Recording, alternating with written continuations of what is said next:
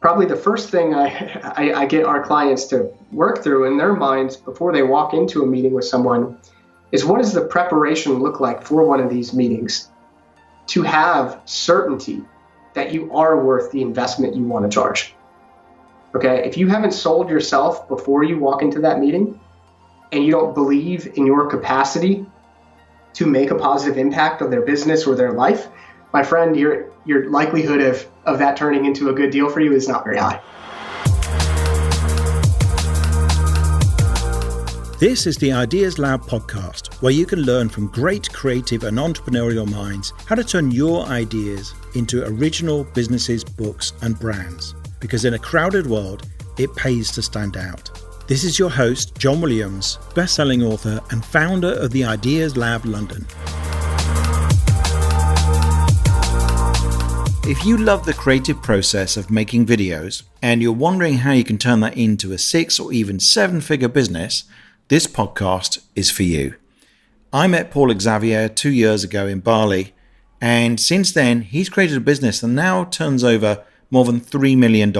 And he has helped video creators and video production agencies to earn more than $27 million last year alone.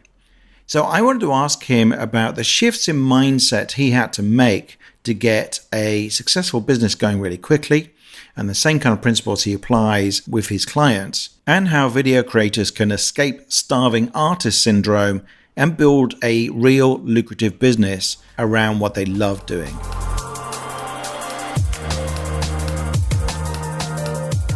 Welcome, Paul. Thanks very much for making the time to speak with us. Wonderful to be here. We met a couple of years ago in Bali at Project Getaway, which was good fun. That was this amazing event people go on for a month to launch their business. Back then, 2 years ago, had you already started what you run now, which is Next Level Creators? I had not started Next Level Creators. At that time, I was still running commercial campaigns for clients myself directly, and doing the video production myself and running paid ads for them myself. And it was just me and one other person at that time. And then it evolved from there. And I didn't start teaching until it was only a few short months after we got back from Bali that I started actually showing people how to do what I do. Wow. That's impressive, actually, because that's not very long in between. And now, I mean, give us a picture of how big Next Level Creators is. You've got a sizable team, haven't you?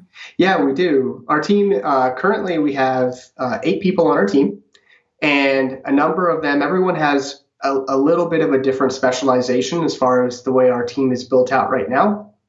And it's all based off of how we can deliver value to our clients, which are, freelance filmmakers, freelance creatives, freelance video producers, or video production agencies and companies that are doing larger scale projects that want to learn how to run paid ads and distribution for their clients, so they can get video retainer clients and really start delivering a return on investment to their clients based on the videos they're producing. And the company it's been a really fun windfall experience of momentum after momentum and results in different key areas and different things that we're doing.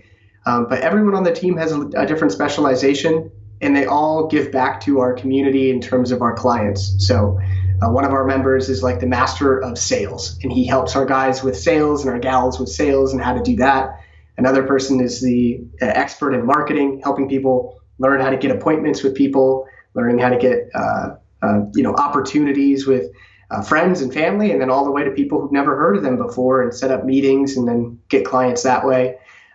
Other people who specialize in different media channels and teaching others how to run those media channels for paid ads. So company's grown, and we're having lots of fun in the process, of course. And your wife is on the team as well. She does mindset. So that's another person who is really an expert, and that's getting over limiting beliefs, imposter syndrome, which is a huge thing I know many of us creators struggle with. I think it's intrinsic for us to have this version of, I want to build this big business, I want to be a successful creator, but I'm not right now. So how can those two realities how can I make that reality exist when right now it doesn't for me? And how do I start doing those things? So It's a difficult thing to break, and she really helps people through what it takes to get outside of your comfort zone and become the person who has that success you're looking for as a standard in their life. Right. That's interesting. I'm going to ask a bit more about that later because I think it is such a big factor for anybody starting a business, in fact.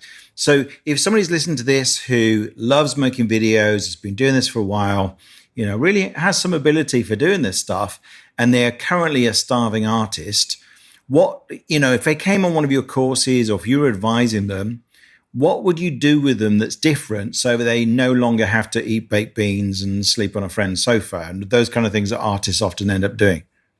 Well, first off, realize that you're not alone. Okay, I've been there before. I've had mac and cheese for weeks in a row, and what I often tell people is you have to recognize business is about an exchange of value, right? So we've created, it's just a system. We call it the Creator's Operating System, which breaks down 5 key systems that you need to have in your business. And the first thing you need to really focus on if you're trying to make a living producing videos and you do have talent at it and you're good at it, is that the videos you're producing, for you to get paid something that's worthwhile, for you to live on and to do that on a consistent monthly basis, the value exchange for people paying you needs to be high enough to justify that investment. So what do you mean by that, though? I mean, if you're making good videos already, what's the value exchange that's going to make it, that's going to be different? Exactly. So think through the perspective of a lot of the guys that we work with, they're working with people in, especially struggling artists. They're typically targeting small local businesses with very little capital and that don't know what they're doing and asking lots of money from them. And that doesn't go very well. Well, how does that exactly? You're targeting a group of people that don't have the resources to afford you, and that they don't really know how to use the videos to grow their business or to get what they want from them, whether it's an emotional experience or growth in some type in their business or a result of some type. So what I often do is I have people think through the value aspect of what they're doing and think, well, who is your target market really? And I always recommend going to people who are more successful already, companies that are already doing well, that want to do better. Because those companies have resources, they know things about their market, about the messages that work, about how to grow their company because they've done that to get to a certain point. And now the beautiful thing is making videos, it's the most powerful form of communication that exists today. There are more channels to distribute those videos on now than ever before in history. So how can you help this already successful person tell their story in a more effective way and distribute it across all these new channels to get more clients and grow for them? So that way there's an ROI attached to that. Then the value equation essentially of what you're offering is no longer just you're speaking, I'll charge $5,000 for a video to someone who doesn't have that in their bank account, to a company that has a lot of resources, is growing, has a lot of successful clients, and now you can help them get even more, or you can help them optimize things with video and create more value for them to where, hey, $1,000 a month, $2,000, $5,000 a month, it's really a no-brainer for the videos you're producing for us on an ongoing basis. So does that mean that then you need to add some extra skills? Are you doing like Facebook ad management or something like that?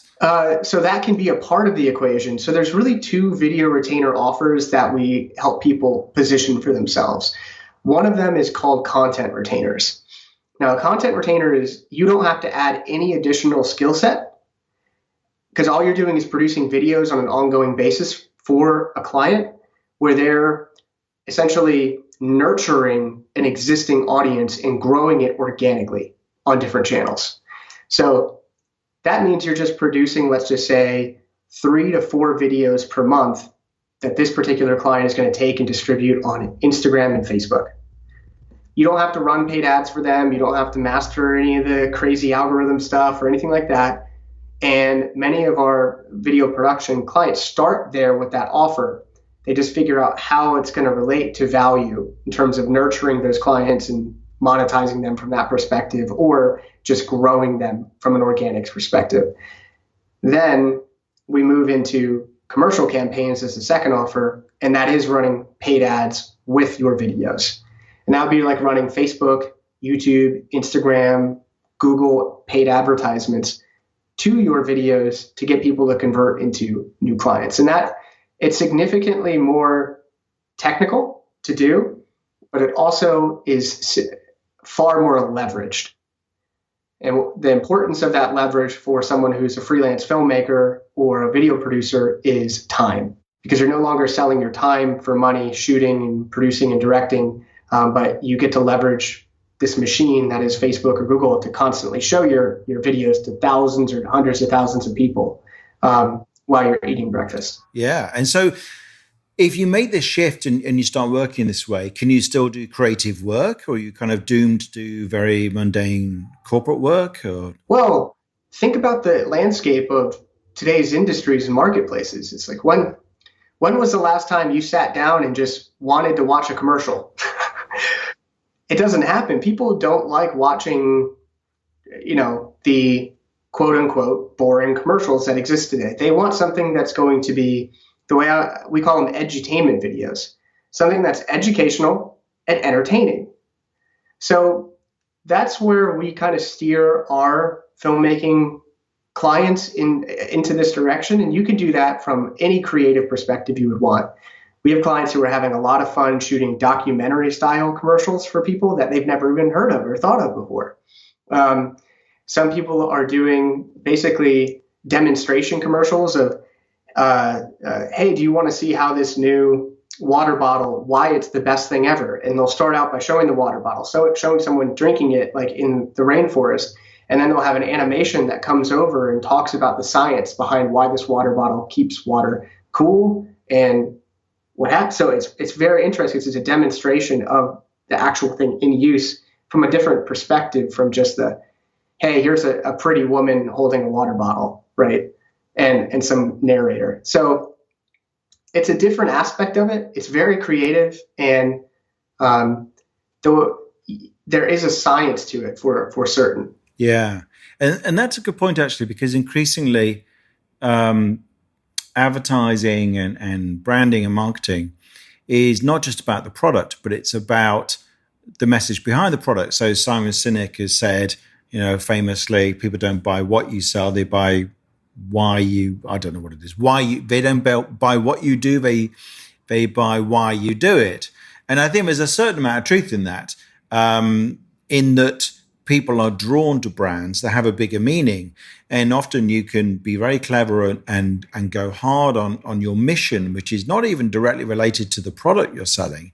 And people are so swept up in that mission, but your brand is elevated as a result. I mean, Patagonia is a nice example, where they're talking about reuse and they're campaigning for natural environment, and they're even taking a political stance currently in America. And in the process of doing that, some people will alienate some people, but it'll also make those people who like them even more and put them at top of mind. Absolutely. And most really powerful marketing is in some way, shape, or form polarizing. Most very powerful people are in some way, shape, or form polarizing. Now, everyone loves the concept of Steve Jobs. Lots of people loved him. But then when you go and talk to a really technical engineer, those guys did not like him. No, they were fans of Wozniak, weren't they? Yeah, exactly. So it's a matter of perspective, where you're coming from, and most great products and services, in and of themselves, there could be a bit of a story there, but to find and shape a story that has a narrative to a certain target market, that has certain emotions that you're pulling out of them or really resonating with, and then in a sense pushing against another target market's belief system that isn't that's that polarization, and it creates trust. It creates a desire to have those types of products or services. So we have a very extensive training on messaging and how to use polarization the right way without just offending everyone. Oh, that's good. I like that. Okay. Something I was interested in is you do teach people a bit about sales, and a lot of creative people are really queasy about sales, about selling somebody on something. But you've got a kind of interesting take on that. So if somebody's going to go into a meeting with a corporate client who has the potential to pay you good money, and you want to make sure that they actually buy, assuming, if it's a good fit, what's your advice on a whole approach to that sales method, which is not going to make you feel too nauseous? Absolutely. And so we have a sales process. We call it Earn the Deal. And in and of itself, that title kind of explains where we're coming from when we walk into a sales meeting with someone, which is that this deal doesn't exist until both of us earn it. You as the client and me as the seller. So buyer and seller, we both have something to earn here. And as creators, I think this is one of probably the first things I want everyone who's listening to make a mental shift in your mind is that no matter what, if this person hires you, they're gaining value by being next to you, by working with you, by engaging with you, and your time is valuable. So probably the first thing I get our clients to work through in their minds before they walk into a meeting with someone is, what does the preparation look like for one of these meetings to have certainty that you are worth the investment you want to charge?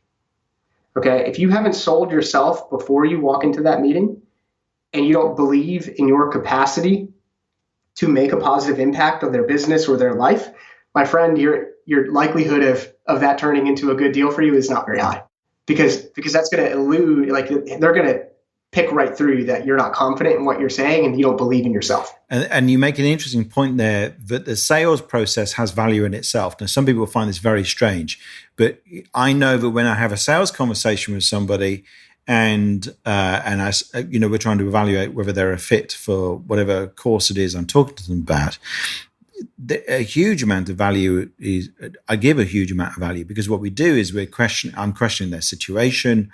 I'm getting clear on where they're going. I'm pointing out the things that they've missed. I'm pointing out the things that they're going to need to do. So even if they don't go ahead with the course and it's perhaps they're not quite right for whatever it is we're talking about, they will go away with some clarity. And I can imagine that happening in a video sales conversation where just helping somebody to talk through their needs and what they're going to create. Even if you end up not choosing them as a client, or they don't choose you or something, they're going to learn something. They will. And they're going to walk away with, there is an immense amount of value as an entrepreneur, as a human being, in certainty and clarity. Because many of us walk around throughout life and throughout the different scenarios and situations we're in with no certainty, which leads to feelings of anxiety or stress. And it's one of those things where, like, I like to think of it as, when I walk around on a day-to-day basis, if I don't check my bank account, and I don't know how much is in there, every day that passes by, I have more anxiety about what my life is really like from a financial perspective. Which is why every day I check my bank account, because I don't want that to happen. I want to have the certainty. When we get people into a earn the deal conversation,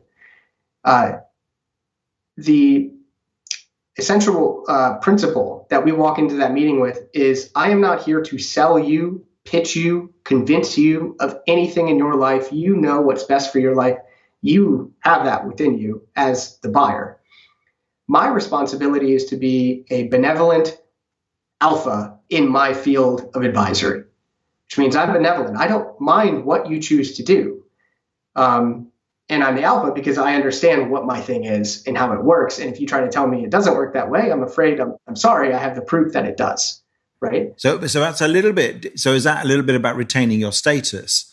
So it's about holding your status and your knowledge and remembering that. Correct. Which is the alpha component of benevolent alpha mindset when you walk into a meeting with someone is the mindset of, your problems as the buyer are your problems. They're not mine. And you can't push them on me, right? You can't say, hey, I've tried Facebook ads and video and they don't work, right? Listen, my friend, I'm sorry that your approach hasn't worked, but that's not my problem. I know how to get them to work. Right? And people always try to get you to justify your stance and all these different things and make their problems yours in many cases. But the benevolent alpha role is really this persona that you get to become when you believe in yourself and you have sold yourself before you interact with the client. And now you have the ability to tell them no and diagnose what's actually happening in their life. And only if you can help make them an offer. Yeah, I like that. I like that benevolent alpha idea. That's very cool.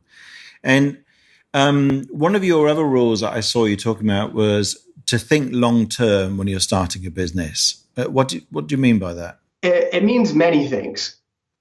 From the first perspective, I would say one of the most important things to think through is the most successful companies in the world. They create an audience of clients, and they continuously create value for that audience, and then in return for that value, make an income. Right? They make ongoing cash from the exact same people because they're continuously increasing the value they're delivering to those individuals. So when I ask someone to think long term, it's in many cases with the video production agencies that we work with and the freelance video producers, it's think beyond producing one $20,000 video or one $500 video. I don't care where you're at in the spectrum. Think beyond that. Think, how does this video produce value for the client today? Is it so they can use it in their sales? Is it so they can automate something they're teaching their hospital employees, right? And then how can we do more of that value for this exact same client? So it's a no-brainer for them to keep you on retainer from a content retainer perspective, or how can we leverage these videos you're producing with paid ads or distribution to make them produce value on an ongoing basis? So that way these select few clients pay you on an ongoing basis and want to pay you more because you're continuously adding value to their lives. Yeah, I think that's really key. I'm realizing more and more that is the key to business success is to think long term. So it's not just about, this sale, this launch, or whatever it might be, this particular, whether I win or lose a particular sale or whatever it might be. It's like over the long range, what is happening, and are things climbing up or not? It's quite a different focus. So I was interested, you mentioned mindset earlier. Did you go through your own process of changing your mindset? Because you've got this very successful business and you're helping other people to create. You've created, what's the total amount you've helped people to bill now? It's in the tens of millions, isn't it? Yes, it's in tens. So the last time we did it, we'd helped people make 27,600,000 in 2018 alone. Video producers and cinematographers and production companies. And of course, within that, for anyone who understands Pareto's law and 80-20, the majority of that was made by the minority of people we work with. That's how the law of nature works. So some of our clients made millions. Some of them made $1 million. Some of them made hundreds of thousands. And many of them got their first client ever for $5,000 a month. And they're ecstatic, just phenomenal. Really happy we've had it this way. So I'm sorry, what was the question beyond that? So in terms of mindset, what do you think's made the difference for you, but also for your clients? The mindset, I think the biggest one, again, I kind of mentioned it earlier, was imposter syndrome, is wanting to overcome the person you are today, your existing limiting beliefs, your existing belief about money. What does a lot of money mean to you? Is it, for me at one point in my life, making $50,000 a year when I was a kid sounded insane. I was like, that would be the most amazing thing ever. Then once I got a job that paid that, I thought making six figures would be great. And I went out as an entrepreneur and I didn't make that, but then I finally did make it. And I thought making six figures meant driving around in a Ferrari, having a house, having, kids and being able to pay for their orthodontist bills and all that, only to realize I was wrong. It takes a lot more than that to do that. So it's about the mindset of understanding in reality, where do you really want to go? What is the mindset of the person who has those things as a standard? And how do you incrementally, in a sense, or exponentially, get yourself to be that person with that as your standard? What does that look like? Because that person lives a different lifestyle, they make different decisions, and they are doing different things on a daily basis than you are today because you have the results you have in your life. And that's what's producing what you have. Right. Oh, that's interesting. Do you have any tip of how we do that? Is this like a daily meditation thing? I mean, I know you include this as part of your training. Sure, I can walk through the high level aspects of it. So one of the things that's first and foremost is most people don't know where they are. So until you know where you are, how can you go where you want to go? Right. So it's like finances. If you want to increase your finances, stop just saying, I want to make this much money. You have to look at how much money you have now and realize that the path to get where you want to go is not I'm here today, tomorrow I'm there. It's a long-term growth plan. And every single month, every single week, you will be building and building on where you are today to get where you want to go. So from a mindset perspective, that means knowing what are your limiting beliefs. How do you think about yourself from a perspective of I'm an introverted versus an extroverted person? From the perspective of I'm good at math or I'm not good at math?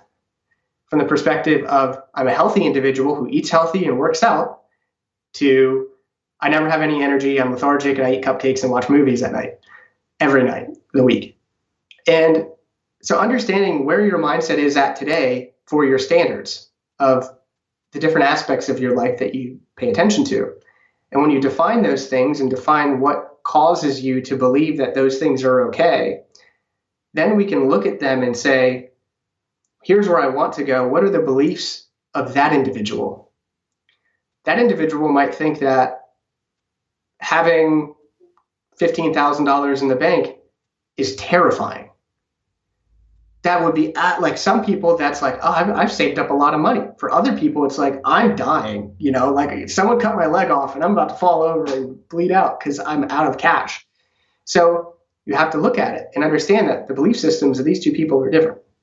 The person who is okay with that probably, not potentially, they might be thinking, well, I don't need to take as good a care of my body because I don't need to perform at work as much, or I don't need to perform in my business as much because I'm doing okay. Whereas the person over here is thinking, how do I optimize my energy in the shortest amount of time possible so I'm as efficient as possible with that part of my life where I feel good, I feel vitality, and I can execute on the things at work with confidence in my physical and mental capabilities.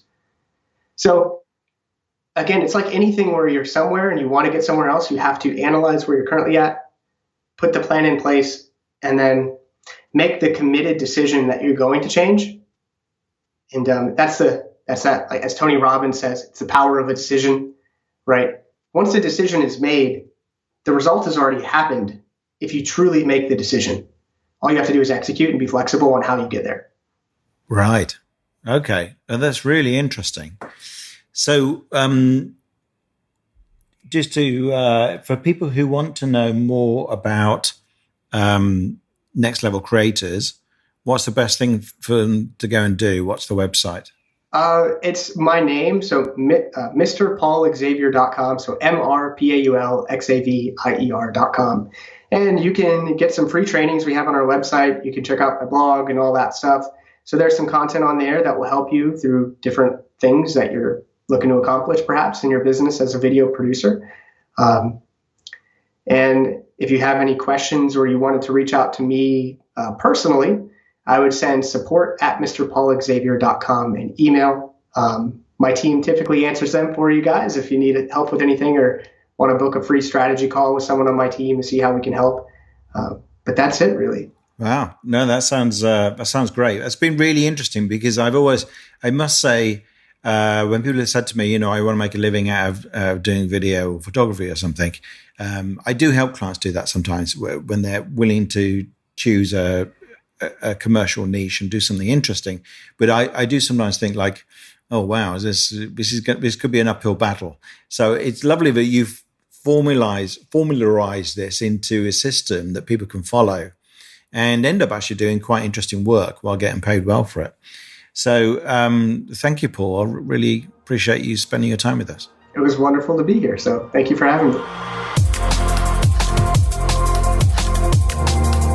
Thanks for listening to this episode of the Ideas Lab podcast. Please do subscribe. And if you've enjoyed this episode, it would be great if you could leave us a review. You can get links and details of everything mentioned in the podcast in the show notes, along with photos and video clips from many of our episodes. Just go to theideaslab.org/podcast.